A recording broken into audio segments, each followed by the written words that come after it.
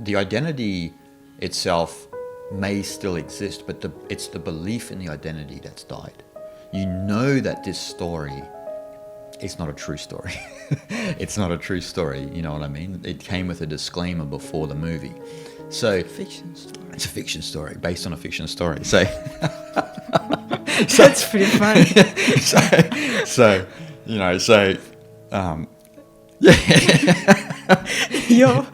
Your story in your mind is not based on true story. No. If it was based on true story, it's a Brahman story, right? Exactly. None of that memories, that the emotion attached to it was real. Yeah. Based on fiction story. Why? Because you relate your emotions and your feelings and your past memories of before that. You put it all together and you build your own story. And you're creating your own version of story.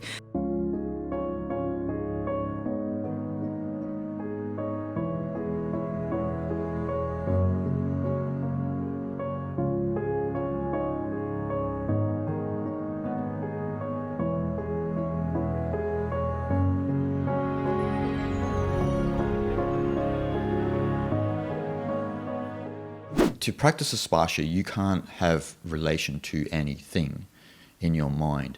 So we're talking about thoughts, we're talking about persona, and this and that. So we're talking about no relation at all. And we're talking about the end of our story.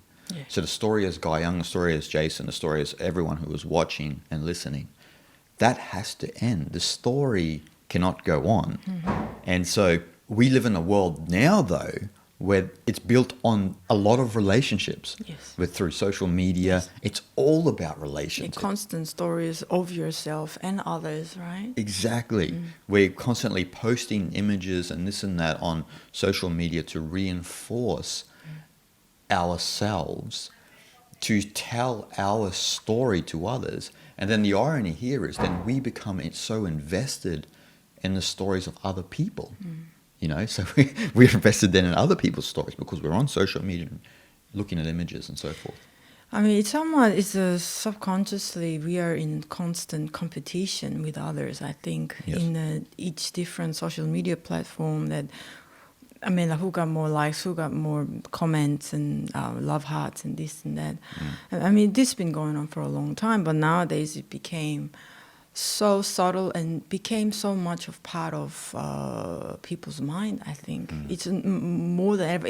Almost becoming like their complete different online persona they want to create for their own satisfaction and for themselves and for the eyes of others as well. That all these picture-based platform or all these, like really catchy short video-based platform and this and that. It's all self-promoting platform basically, and who gets most attention. That is to say, who got most interesting story, right? Yeah. So that not that it's a true story. That's what I was gonna say. That whatever story, whether that's true or false, that's not the concern. Who got the most like a stimulating story, most interesting, fun story? That shows that you not necessarily need to be true to yourself in real life. If you present yourself reasonably persuasive on social media, then you're so-called successful then, right? Unfortunately. Yeah. It's an addiction, right? The telling the story, and no matter if it's true or false, is an addiction. This image that people portray on social media is often not an accurate description of who they are or their real story. It's a story of who they think they ought to be or who they want to be. That's what they portray on social media. It's not actually or I shouldn't say who they truly are. It's not their actual story. It's an image of who they think they want to be. And that's often the case on social media. We all know that because you've met people from social media, probably, most of us have, in the flesh, and how they portray themselves on social media and how they are in reality are completely different, two different stories. And so we're in this bad habit in the modern day of this sense of telling our story and being related to everything then. Like we're trying to relate ourselves to other things, and then you get in this addiction and this game where it's hard to get out because you're addicted to connectivity. Yes. And the connectivity in and of itself is not real authentic connectivity too, because it's usually you're connected to people you've never known before. And it's not to say that there aren't positive things about social media and this and that. There obviously are. But in this respect, it isn't, because you get in a bad psychological state of falsity and hypocrisy. And this is where the mind dwells then, in this sort of falsity and hypocrisy that's not genuine, right? What I believe that people are so unaware about the social media is that there's a huge danger in social media, I think. As we all know, the social media platform, each platform's gets upgraded, gets smarter and smarter on their own, so that it tricks. They already had the tricks on the system to build the interest within people, right? And these platforms got smarter and smarter. How do we get more interest from people? How do we get to have more people on the platform? And how do we get people locked in the platform? And it's getting ever smarter and smarter, so that the relationship that we have with these other, I would say, just IDs on the social media platforms become ever too vast. And because of these platforms get smarter and smarter, people get lost and gets much more complicated. Yes. So that's why I think this is actually very, very dangerous to our mind. That is why these ancient wisdom traditions becomes harder and harder for people to practice. These concepts, again, let's say even 50 years ago from now, this knowledge wouldn't be as hard as now to grasp for just average public people, right? But now we are so far away from it, and we are ever diverse world that we ever had. And we can be friends with someone from somewhere like French Guiana or something like that you never ever met. And ever like increased connectivities that we can have. And you can go as far as you want in that world if you want. So that it gets so complex and complicated, which splits our mind constantly. So that these path of these spiritual practices becoming much more difficult for a lot of people, I think. It's true. Well, the pleasures are far more sophisticated this day and age, right? Like with social media and this and that, like what you're saying. And it's a constant practice of sparsha. Not a sparsha, it's a constant practice of relating yourself to, or touching and connecting with everything and anyone. Not just your story, but externally as well. As much as possible. As much as possible. So, as you're alluding to, we are more connected than ever, but we are more lost than ever. And that's ironic, right? 100%. Like we have all this connectivity, but we're more lost than ever. You see people fighting online and this and that, and no one's really contemplative. And so, like you were saying, like with a sparsha, imagine you mention a sparsha to someone. It's right over the head because it doesn't make sense. Because the whole world that we have now is built on relationships. It's built on sparsha, not a sparsha.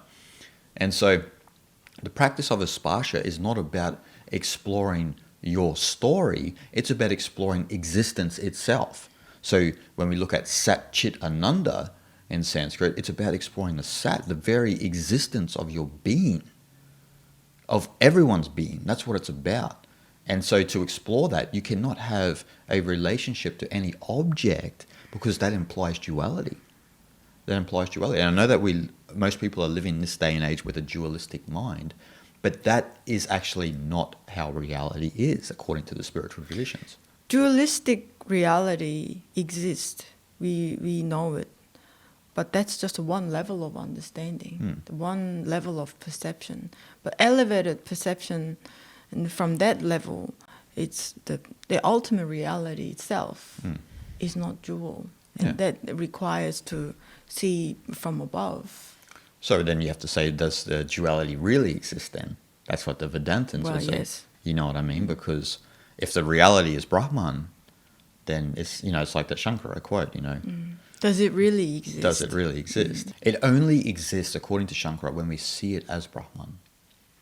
So when you're seeing it as dual, it's Maya. Yep. So you are looking at the world and you are dissecting it into this and that. This is the dualistic mind. That doesn't really exist because all that really exists is Brahman itself. So it's about perceiving it as Brahman, and that's why a sparsha is about the cleansing of the seer and the seen. When we get rid of all of the contents of the mind and we clean the basement of the mind out, it's all gone, what's left? It's just awareness. It's just pure awareness is left. So the seer then sees the reality as it is, not as we think it should be. So I see Guyang and I think that she is like this and that. I have all my own projections, right? But that's not the way it truly is. And so once we get rid of the contents of our mind, we see the reality as it is, empty of qualities. Yes. So Naguna Brahman, Yes. see? It's not Saguna Brahman. It's not with qualities, it's empty of qualities. Essentially from that place, because this is similar to Shunyata, also in Buddhism, nothing then has a existence in and of itself. Yes. Because it's all one thing. It doesn't really have an existence. It has a story, Yes. and it believes this story, but it's not true story. It's like you're watching a fiction film. Yeah, based on fiction story, not true story. Exactly. Based on a fiction story, yeah. Not based on a true story.